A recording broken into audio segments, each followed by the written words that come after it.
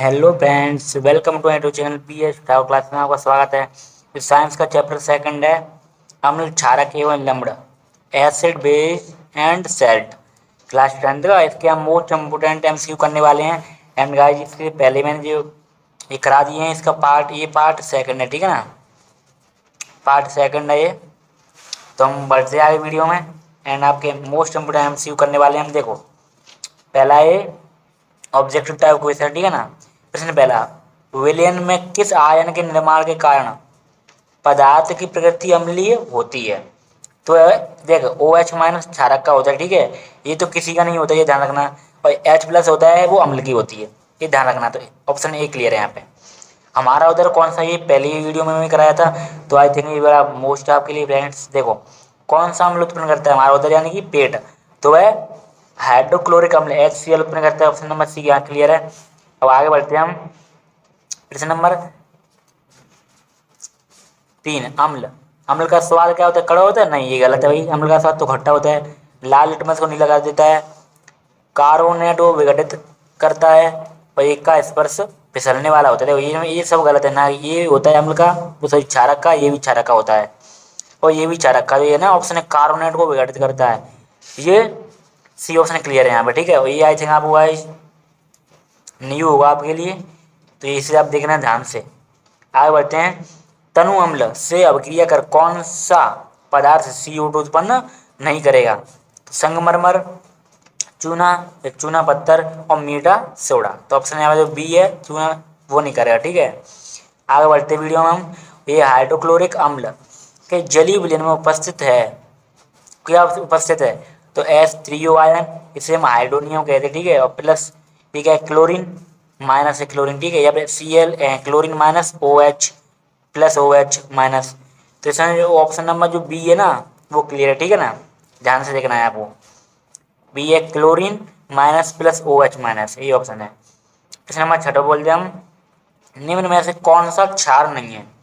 कौन सा क्षार नहीं है इसमें? देखो, इसमें NaOH जो क्षार होता है, और Na वो NH4OH और KOH, ये पोटेशियम ऑक्साइड, सोडियम ऑक्साइड, और तो ये क्या है C2H5OH, ये क्षारक नहीं है, ठीक है। ऑप्शन नंबर डी है ना, वो सही है, इसमें हो जाएगा। जब पानी में थोड़ी मात्रा में किसी अम्ल को मिलाते हैं तो होने वाली परिघटनाएं हैं तनुकरण, उदासीन, H3O प्लस आयन बनना, लवण निर्मित। तो इसमें आज जो पहला ऑप्शन है वो क्लियर है, ठीक है ना। अच्छा, ये तो ऑप्शन ज़्यादा दे रहा है यार, तो ठीक है, इसे देखते हैं हम। इसमें से कौन सा कदम सही है? ए और सी, यानी कि वो तनुकरण होता है, ये तो मेरे को मालूम ही है। और ये होता है, हाँ, एंड तो ये ऑप्शन है ना, ऑप्शन नंबर ए है, ए और सी, तो यही सही हो जाएगा, ठीक है ना। तनुकरण भी होता है और H3O प्लस आयन भी बनता है। अब बढ़ते हैं हम प्रश्न नंबर 8 की तरफ। वे पदार्थ जैसे कि जिनकी गंध अम्लीय और क्षारीय माध्यम में भिन्न हो जाती है, उन्हें हम क्या कहते हैं? उन्हें गंधीय सूचक कहते हैं। क्या कहते हैं? गंधीय सूचक। ऑप्शन नंबर ए क्लियर है, ठीक है। प्रश्न नंबर 9 क्या है? अम्ल तथा क्षारक की परस्पर क्रिया से लवण तथा पानी बनता है। यह क्रिया है, यह प्रक्रिया क्या है? उदासीनीकरण, ठीक है। अब प्रश्न नंबर 10 की तरफ बढ़ते हैं। किसी विलयन की पीएच किसकी माप है? जो किसी विलयन की पीएच माप हाइड्रोजन आयन की सांद्रता, हाइड्रोनियम आयन की सांद्रता, दोनों ए और बी, और इनमें से कोई नहीं। तो ये ऑप्शन नंबर सी क्लियर है, दोनों ए और बी, ठीक है ना। रक्त का पीएच मान कितना होता है? रक्त का पीएच मान होता है 7.4 पीएच, ठीक है ना। ऑप्शन नंबर डी है यहाँ पे। देखो, पीएच चार्ट के अंतिम सिरों पर दिखने वाले दो रंग हैं, तो लाल और नीला, या लाल और हरा, हरा और लाल, नारंगी तथा हरा। वैसे ये आएगा नहीं, बट आप देख लो, CBSE बोर्ड पर आया 2016 में, ठीक है ना। तो ऑप्शन नंबर ए क्लियर है यहाँ पे। आगे बढ़ते हैं हम। ये ज़्यादा मोस्ट नहीं है MCQ यार, बट देख लो आप। 4 छात्र विद्यार्थी ABCD, ठीक है ना। एक जल, नींबू पानी तथा सोडियम बाइकार्बोनेट के विलयनों का पीएच क्या निकालते हैं। उन्होंने परीक्षणों द्वारा प्राप्त पीएच के नामों को अवरोही क्रम में इस प्रकार व्यवस्थित किया। छात्र और विलयन। छात्र ए, जल, नींबू पानी, सोडियम बाइकार्बोनेट विलयन। छात्र बी है, जल, सोडियम बाइकार्बोनेट विलयन और नींबू पानी। और सी है नींबू पानी, जल, सोडियम बाइकार्बोनेट। और डी है सोडियम बाइकार्बोनेट का विलयन है ना, और जल और नींबू का पानी। छात्र द्वारा सही क्रम है, तो इसमें कौन सा है, ऑप्शन नंबर डी सही है ना, ठीक है।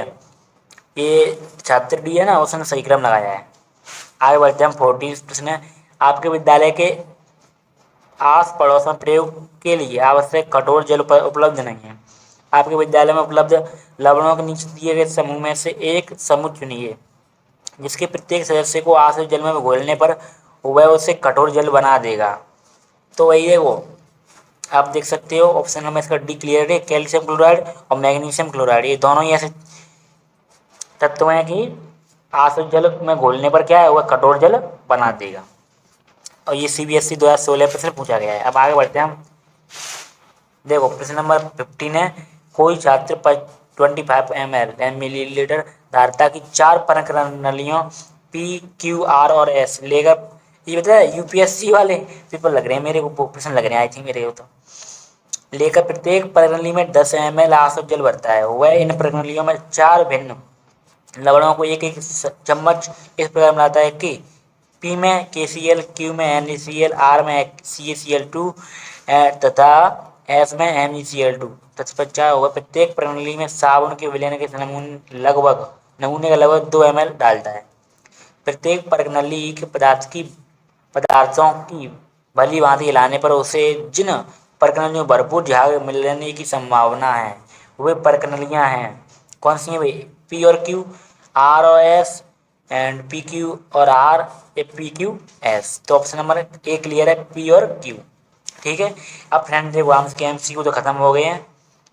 अभी मैं आपके रिक्त स्थान में करा देता हूँ इसी वीडियो में, थोड़ी भी 6 मिनट की वीडियो नहीं, 7 मिनट की।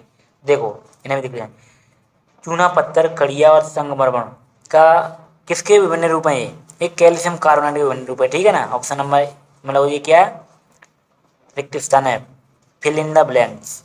अब है दूसरा, जलीय कॉपर सल्फेट का सूत्र क्या होता है, CuSO4.5H2O, ठीक है। जिप्सम का सूत्र, ठीक है, मतलब जिप्सम का सूत्र पढ़ें, जिप्सम का सूत्र क्या होता है, CaSO4.2H2O, ठीक है, ये जिप्सम का सूत्र आ गया।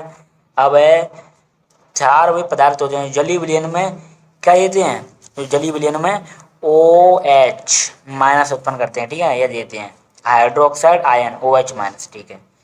वर्षा के जल की pH मान 5.6 से कम हो जाता है तो वह क्या कहलाती है, तो अम्लीय वर्षा कहलाती है, अम्लीय वर्षा। और ये सभी जीव जंतुओं के लिए हानिकारक होती है, क्लियर है, ठीक है, जीव जंतुओं और फसल के लिए भी। एंड अगर आप सम्मिलित प्रश्न देखना चाहते हैं इन्हें भी देख सकते हो। देखो जिप्सम, ये तो भाई इनकी फॉर्मूला है, इनसे हम मिला सकते हो। देखो Ca क्या है, जिप्सम, तो कहाँ इसका CuSO4.2H2, तो ई से मिल जाएगा।